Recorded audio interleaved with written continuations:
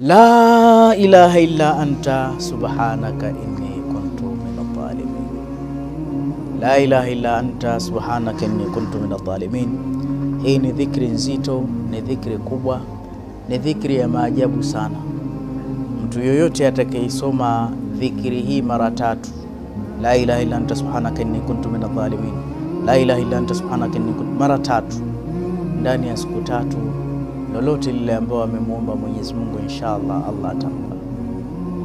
Lakini atakayeiongezea akasoma kama mara 110, watu wa fadhail adhkari wanasema basi ndani ya masaa 12 anaoliomba Allah atampatia, mida mlina kheri ndani yake. Dhikri hii ni dhikri kubwa. Wakati Mtume sallallahu alaihi wasallam alipoelezea fadhila zake, waliuliza khasatan li Yunus amla, ni special tu kwa Yunus au? Tumesema ni special kwake na ni special kwetu sisi pia.